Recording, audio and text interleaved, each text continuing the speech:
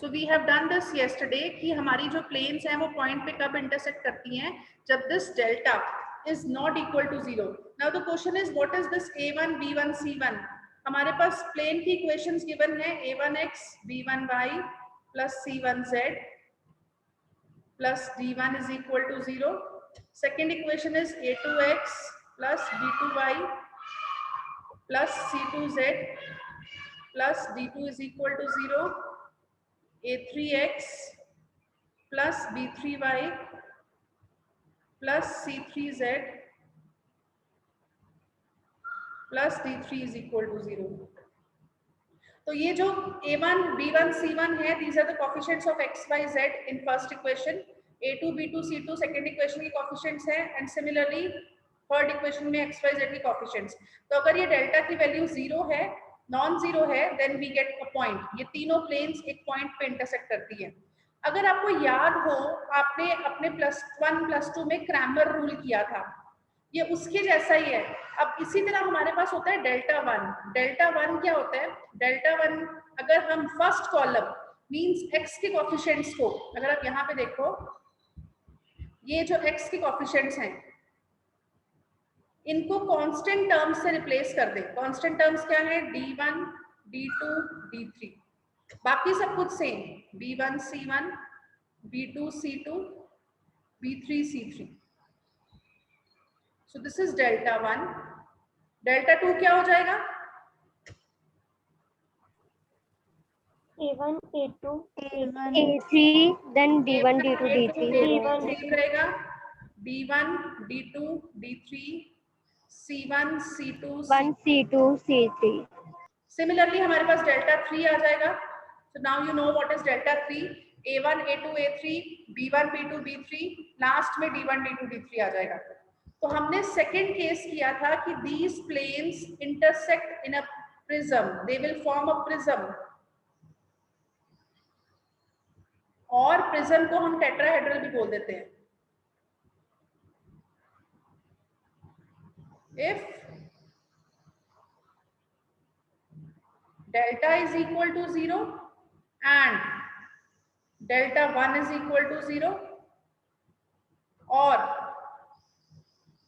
delta is equal to 0, delta 2 is equal to 0 or delta is equal to 0 and delta 3 is equal to 0. तो हमें ये नहीं show करने की जरूरत कि तीनों कंडीशन सेटिस्फाई हो रही है. हम एक तो डेल्टा को 0 शो कर देते हैं और डेल्टा 1, डेल्टा 2 और डेल्टा 3 इन तीनों में से अगर कोई एक भी 0 है, then in that case you will get a prism. बेटा is it clear? Ma'am page पर तो नॉट इक्वल टू 0 लिखा है. Yes ma'am. I'm sorry for please I'm sorry for this one prism के लिए this is not equal to 0. Thank you बेटा. For जो next case हम लोग करेंगे for that it should be equal to 0. Please I'm sorry बेटा. So हमने कल ये proof wise हमने क्या किया था, हमने एक तो डेल्टा इक्वल टू 0 क्यों आया था, बिकॉज हमने प्रूफ किया था कि जो लाइन ऑफ इंटरसेक्शन है वो प्लेन के पैरेलल होगी, तो इसलिए वो नॉर्मल के परपेंडिकुलर हो जाएगी. तो वहां से हमारे पास ये वाली कंडीशन आ गई थी. और दूसरा ये वाली कंडीशन हमारे पास नॉट इक्वल टू 0 वाली कहां से आई थी, हमने ये शो किया था कि point of intersection third plane पे लाई नहीं करेगा, इसीलिए ये डेल्टा 1 नॉट इक्वल टू 0 है. इज इट फाइन बच्चे?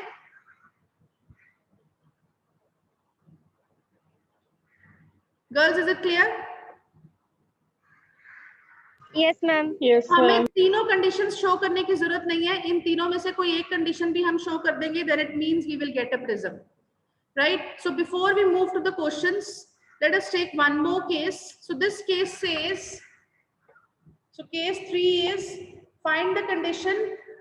So Vajinder, we'll be doing this proof also. ये totally same है पहले दो proofs की तरह, only thing is last में conditions का फर्क आ जाता है. Okay, so now this condition is find the condition that the three planes intersect in a single line. So you see beta, ये एक plane है, ये दूसरी plane है, so they are intersecting in one line, and here is some third plane. So you see this is my third plane again.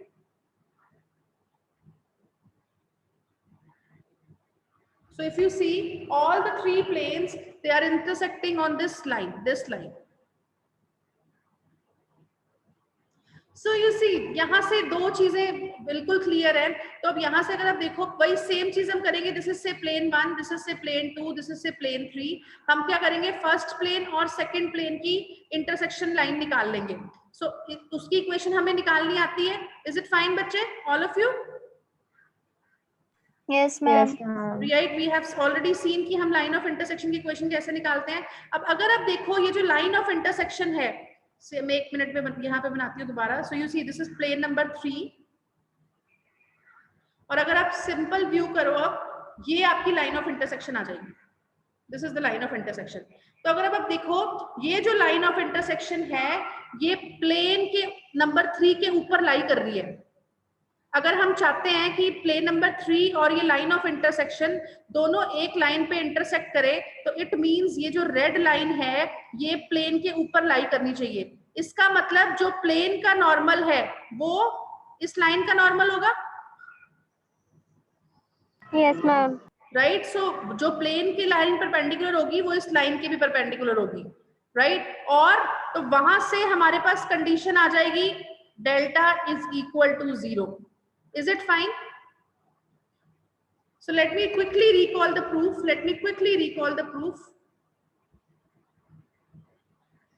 और जो delta equal to 0 की condition आ जाएगी वो आ जाएगी कि जो पॉइंट ऑफ इंटरसेक्शन है वो प्लेन के ऊपर लाई करेगा। You see, so what should be the first step? Now you tell me what will be the first step in the proof? क्या करेंगे? Point of intersection. So you see, point of intersection निकालेंगे। So point of intersection के लिए हमने क्या किया, suppose हम first और सेकंड प्लेन को लेके चल रहे हैं। सो फर्स्ट और सेकंड प्लेन में हमने z को 0 पुट कर दिया। Right, so Vajinder these are the key steps, तीनों में सेम है ये। सो z को हमने 0 पुट कर दिया, z को 0 पुट किया तो हमारे पास ये इक्वेशन आ गई। Now this equation we solved using the cross multiplication method. We already did this in detail, so अभी मैं यहाँ पे क्विकली कर रही हूँ। So we solved this using the cross multiplication method. तो अगर मैं फर्स्ट रेशो और थर्ड रेशो को उठा लूं तो मेरे पास x की वैल्यू आ गई। अगर मैं सेकंड रेशो और थर्ड रेशो को उठा लूं तो क्रॉस मल्टीप्लाई करके मेरे पास y की वैल्यू आ गई, एंड z हमने ऑलरेडी 0 लिया है। So this is my point of intersection. So मुझे पॉइंट ऑफ इंटरसेक्शन मिल गया। सो एक तरह से मुझे यहाँ पे कोई पॉइंट मिल गया, इस लाइन के ऊपर कोई पॉइंट मिल गया। Now secondly, मुझे इक्वेशन ऑफ लाइन लिखनी है, इंटरसेक्शन इक्वेशन लिखनी है लाइन की। सो मुझे पता है लाइन की इक्वेशन लिखने के लिए मुझे एक तो पॉइंट ऑफ इंटरसेक्शन चाहिए होता है जो मेरे को मिल गया, दूसरा मुझे डायरेक्शन रेशियोज चाहिए। तो उसके लिए हमने क्या किया, if you remember I told you कि आप प्लेन में कांस्टेंट टर्म को 0 कर दो। मोमेंट आपने कांस्टेंट टर्म को 0 किया तो आपके पास d1 0 हो गया, d2 0 हो गया। तो प्लेन की इक्वेशन क्या बन गई, a1x plus b1y plus c1z is equal to 0, a2x plus b2y plus c2z is equal to 0। तो यहाँ पे अगर हम फिर से इसको क्रॉस मल्टीप्लाई करके सॉल्व करें तो x upon something, y upon something, z upon something. तो if you see this one, this term and this term, these are the direction ratios of the line. So किसी को भी किसी step में doubt हो please एक बार कल और परसों कल वाली वीडियो देख लो। अगर स्टिल, ये मैंने प्रूफ्स बहुत डिटेल में डिस्कस कर रहे हैं वहां पे, अगर स्टिल डाउट हुआ you can ask me your doubts tomorrow. Is it fine?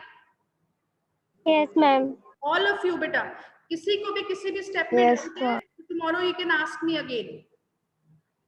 Yes ma'am. See हमारे पास डायरेक्शन रेशियोज भी आ गए हैं, हमारे पास पॉइंट ऑफ इंटरसेक्शन भी आ गया है। सो हमें पता है लाइन ऑफ इक्वेशन क्या होती है, x minus the point of intersection जहां से लाइन पास कर रही है। सो x माइनस x की वैल्यू कितनी है, you see this one. So b1 d2 minus b2 d1 over a1 b2 minus a2 b1 over, so x minus the point over the direction ratio. अब direction ratio क्या थी, b1 c2 minus b2 c1. Similarly, so you see this one, so x minus x naught. So अगर suppose मेरा point of intersection है x naught, y naught और z naught, और मेरे direction ratios है alpha, beta, gamma, then the equation of line is what, x minus x naught over alpha equal to y minus y naught over beta is equal to z minus z naught over gamma. तो अगर आप यही चीज देखो तो x minus first point is b1 d2 this whole over the direction ratio, then again y minus again y की value बिठा दी d1 a2 minus d2 a1 over a1 b2 minus a2 b1 over the direction ratio, and this is equal to z minus z naught. If you see z की value 0 है, so z minus 0 over a1 b2 minus a2 b1. Right now, if you see,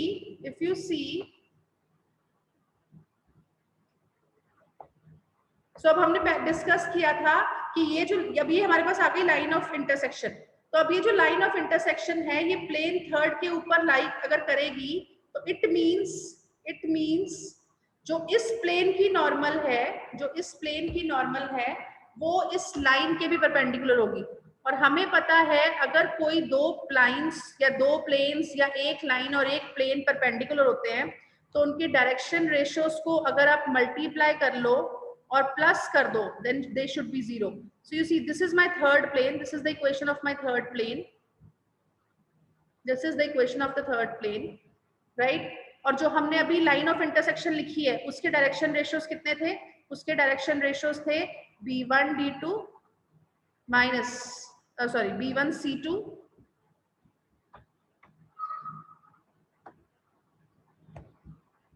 so this is b1 c2 minus b2 c1 c1 a2 minus c2 a1 a1 b2 minus a2 b1. So you see, हम कह रहे हैं कि ये जो line है, so this is this line, हम कह रहे हैं कि ये लाइन इस प्लेन के ऊपर लाई करेगी। इसका मतलब ये जो परपेंडिकुलर है इस प्लेन के, ये इस लाइन के भी परपेंडिकुलर होगी। तो हमें पता है कि जब भी प्लेन की इक्वेशन होती है तो ये जो कोफिशिएंट्स होते हैं x y z के, these are nothing but the direction ratios of the normal. तो इसका मतलब क्या हो गया? So what you conclude from here, what you will get? So since they are perpendicular, so therefore what you get? A3 into first direction ratio b1 c2 minus b2 c1 plus b3 into c1 a2 minus c2 a1 plus c3 a1 b2 minus a2 b1. So this whole should be equal to 0. And अगर आप इसको open करो, this is nothing but this determinant a1 b1 c1 a2 b2 c2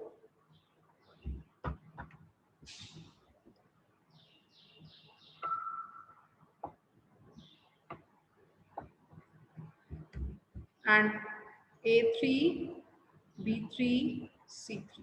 So this determinant should be equal to 0. And हमने इस determinant को क्या नाम दिया था? Delta. Right? So first condition is delta should be equal to 0. दूसरा अगर आप देखो तो ये हमारी line of intersection थी, ये मेरी plane थी। तो यहाँ से मुझे एक चीज और पता लग रही है। क्या पता लग रहा है? कि लाइन ऑफ इंटरसेक्शन पे अगर मैं कोई भी पॉइंट लूंगी, सो अगर मैं लाइन ऑफ इंटरसेक्शन के ऊपर कोई भी पॉइंट लूंगी तो वो पॉइंट मेरी प्लेन के ऊपर लाई करेगा। कौन सी प्लेन के ऊपर लाई करेगा? थर्ड प्लेन के ऊपर लाई करेगा। तो इफ यू सी हमने ऑलरेडी पॉइंट ऑफ इंटरसेक्शन एक निकाला था। Yes, what was that point of equation? Z is equal to 0 वाला. Z is equal to 0 वाला.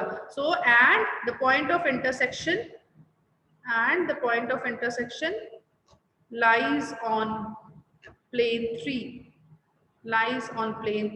That is let us check that point.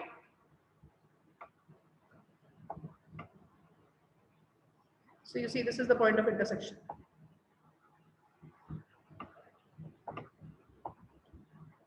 So this is the point of intersection.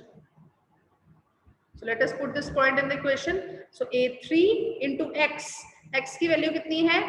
b1 d2 minus b2 d1 over a1 b2 minus a2 b1 plus V3 into y की value कितनी है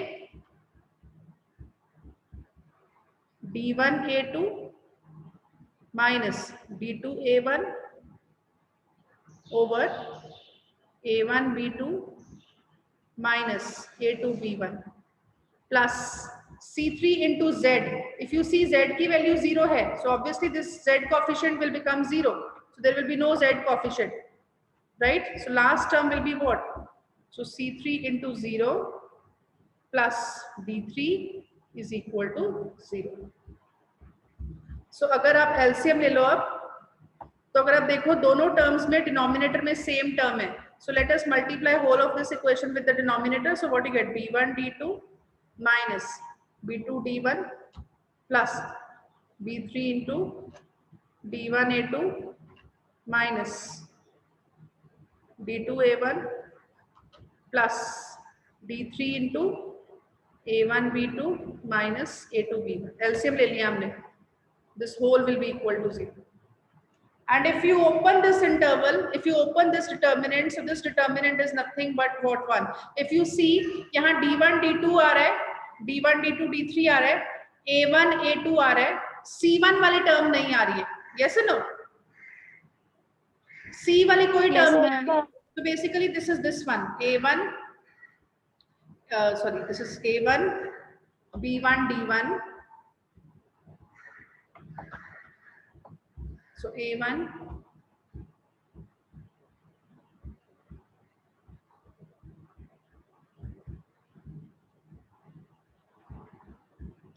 b1 d1 a2 b2 d2 a3 b3 d3. So this determinant should be equal to 0. So this is nothing but delta 3. So if you see, हमने start किया था first और second plane के साथ और हमने थर्ड प्लेन के साथ प्ले किया. सिमिलरली आप फर्स्ट और थर्ड प्लेन के साथ भी काम कर सकते थे, आप सेकंड और थर्ड प्लेन के साथ भी काम कर सकते थे. सो बेसिकली हमारे पास कंडीशंस क्या बनती हैं? So what we get, so conditions are, so required conditions are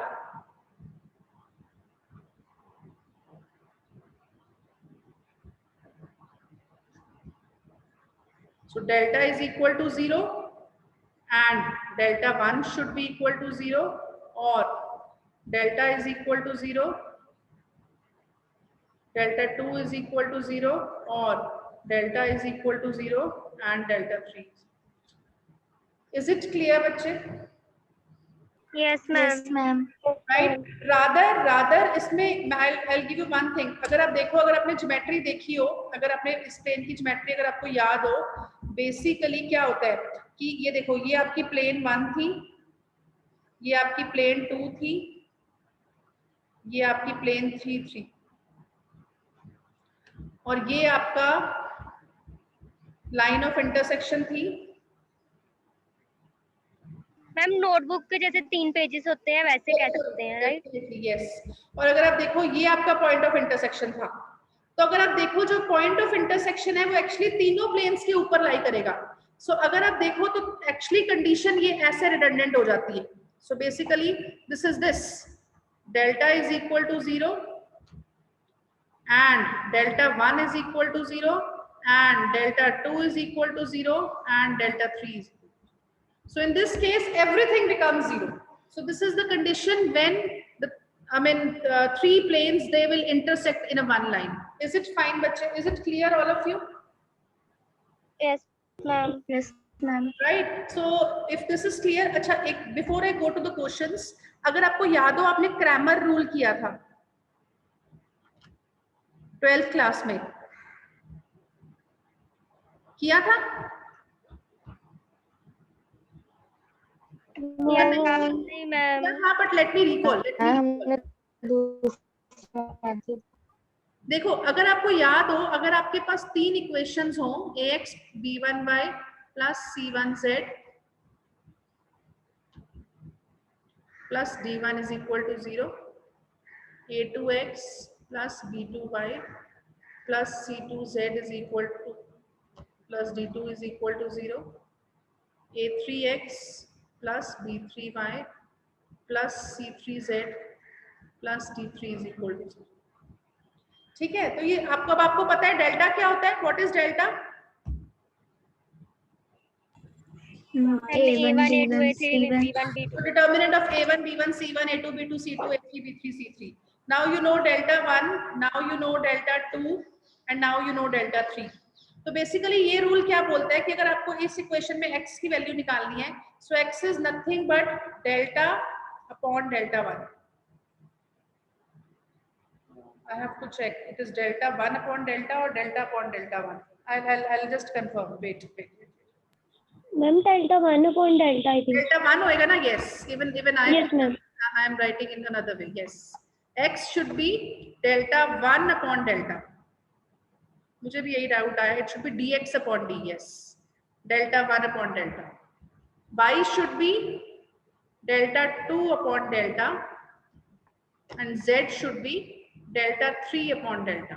So why I am telling you this rule here is कई बार क्या होता है, क्वेश्चन गिवन होता है, show that the given planes they intersect at a point and also find the point. So basically यहीं से ही आप solve कर सकते हो. आपने ऑलरेडी शो करना है कि वो पॉइंट पे इंटरसेक्ट कर रहा है, तो आप क्या करते हो, delta should not be equal to 0. तो आप यहीं पे ही अगर आप इन सारी वैल्यूज को निकाल लो, या तो आप इक्वेशंस को सॉल्व कर सकते हो जैसे आप करते हो, कोएफिशिएंट्स को सेम करके माइनस कर दिया. सो चॉइस इज योर्स. या तो आप इक्वेशंस को सिंपल सॉल्व कर सकते हो, या फिर आप क्रैमर रूल लगा के आप इक्वेशन की वैल्यू निकाल सकते हो. इज इट फाइन बच्चे? Yes, ma'am. इस क्रैमर रूल से सिर्फ ये फायदा होता है कि जैसे आपने डेल्टा 1, डेल्टा 2, डेल्टा 3 कैलकुलेट किया हुआ है, जस्ट उनकी वैल्यूज को यूज करके you can find the value of the variables. So we have done 3 conditions. Let me revise. So पहला condition हमने किया था कि what is the condition that the given. So if you see the very first question only, so this is what I was talking of. Show that the planes. और एक चीज very important है, जब आप ये डिटर्मिनेंट्स कैलकुलेट कर रहे हो तो आपने एक चीज का ध्यान रखना है, आपके सारे कांस्टेंट्स एक ही तरफ होने चाहिए. अगर आपको याद हो हमने इक्वेशन क्या लिखी है, a1x plus b1y plus c1z plus d1. सो d1 हमने लेफ्ट हैंड साइड पे रखा है. अगर आप राइट हैंड साइड पे रख रहे हो तो भी कोई प्रॉब्लम नहीं है, बट फिर तीनों इक्वेशंस में कांस्टेंट राइट हैंड साइड पे होने चाहिए, नहीं तो माइनस साइन की गलती हो जाएगी. और जो आपने वेरिएबल्स कोएफिशिएंट्स उठाने हैं वो साइन के साथ उठाने हैं. अगर कोएफिशिएंट का साइन माइनस है तो माइनस साथ में उठाओगे. इज इट क्लियर बच्चे? Yes, ma'am. Yes, ma'am. Right. So you see, very first question is show that the planes. So 3 planes are given. Okay, 3 planes are given. They meet in a point. So कौन सी condition बन गई है? Ma'am, first वाली delta 0 is equal to 0. Not equal to 0. So delta is what? So in this case, delta is what? Delta is what? First Determinant of. First ब्रेक के coefficients क्या है? 1, -2, 1. Constant term नहीं है फर्स्ट इक्वेशन में. Second equation में coefficient क्या है? x का कोएफिशिएंट कितना है? 1. 1 -2. 1. z का coefficient -2. then 3 -2. 1. So you can solve this determinant. You know how to solve this determinant. So we have to show the value of this determinant is not equal to 0.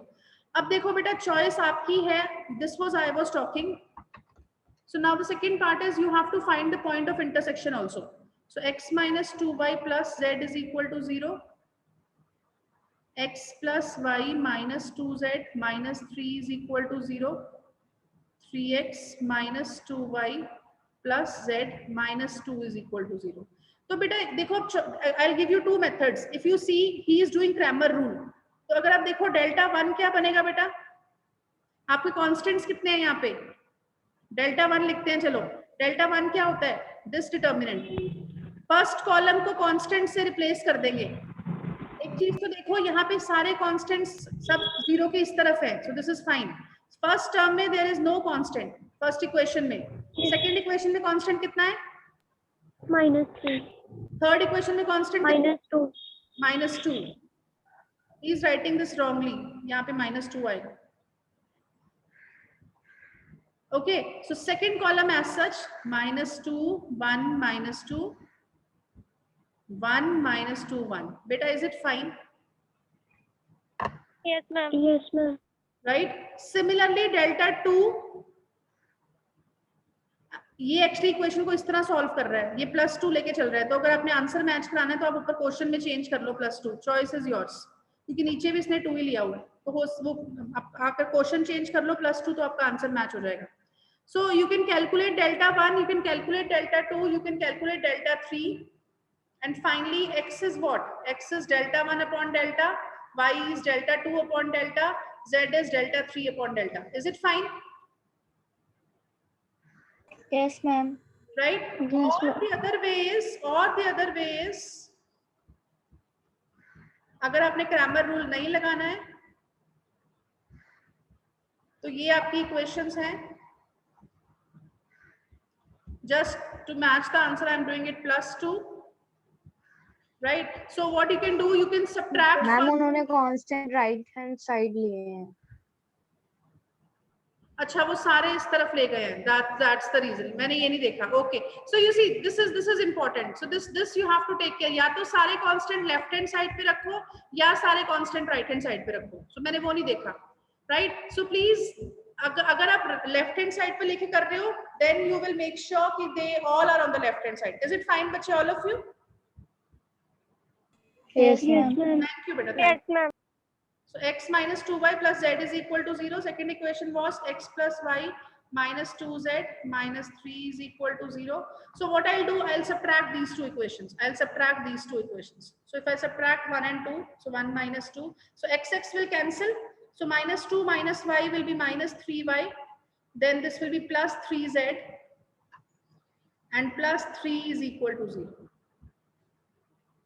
So similarly, third equation was what? Third equation was 3x minus 2y plus z minus 2 is equal to 0.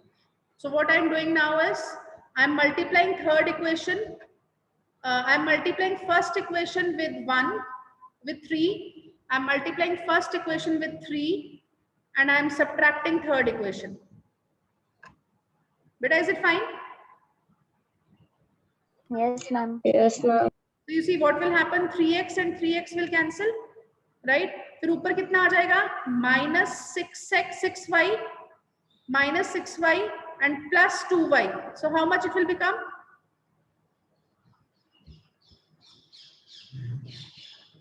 Then it will be what?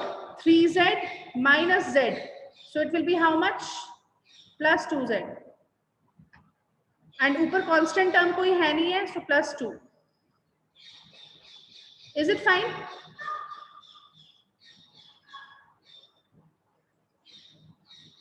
बेटा clear है सबको?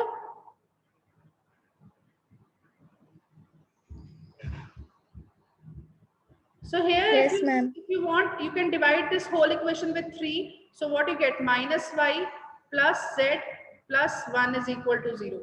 And here I will divide whole of this equation with 2. So minus 2y plus z plus 1 is equal to 0.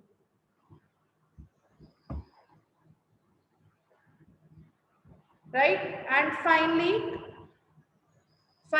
if मैंने कोई गलती तो नहीं करी है calculations में?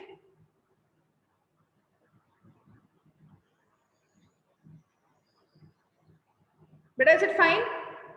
So if I subtract this equation and this equation, if I subtract this equation and this equation, so what you will get? Z will cancel, 1 will cancel. So minus y plus 2y, you will get y as 0.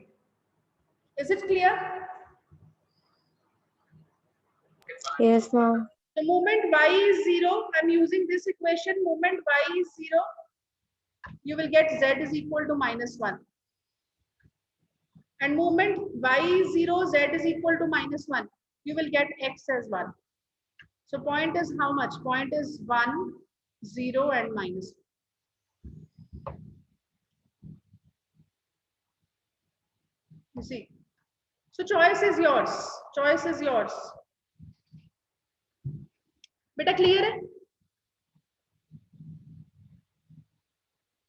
Asian mathematics में बनता है 2 3 1 2 1. कौन सा बेटा, क्या कह रहे हो? मल्टीप्लिकेशन मेथड 2 3 1 2 वो भी करवा दूं? हाँ, you can apply that method also. Yes, you can apply. है ना, हम कर लेंगे. हाँ, बिल्कुल बिल्कुल बिल्कुल, आप कोई भी मेथड लगा सकते हो. मेन सिर्फ आपको इक्वेशंस को सॉल्व करना है, nothing else.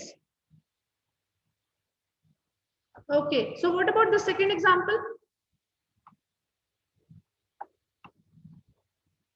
Prove that the four planes. So now here are four planes. This one, this one, this one, and this one. They form a tetrahedron. How will you prove this?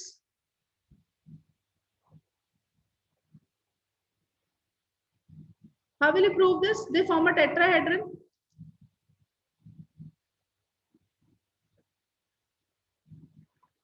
Whose volume is this one?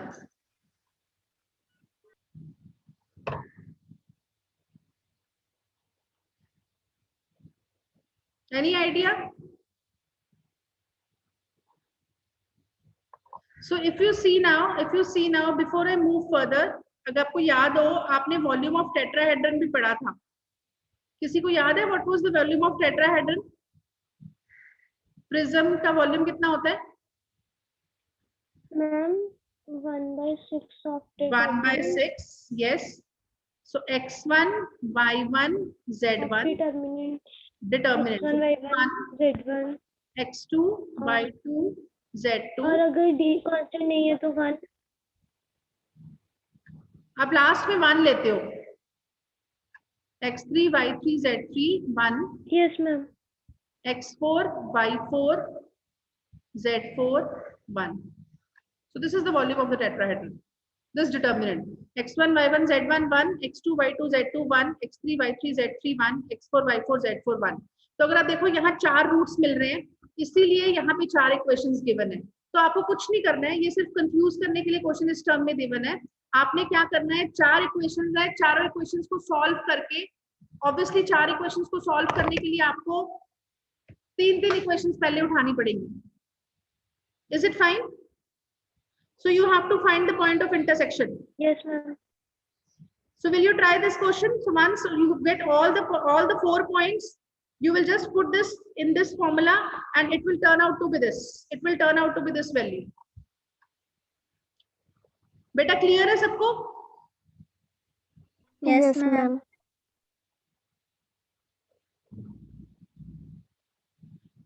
Okay, this normal section I'll take tomorrow. So before that, let's move to the exercise. Okay, let us take this example.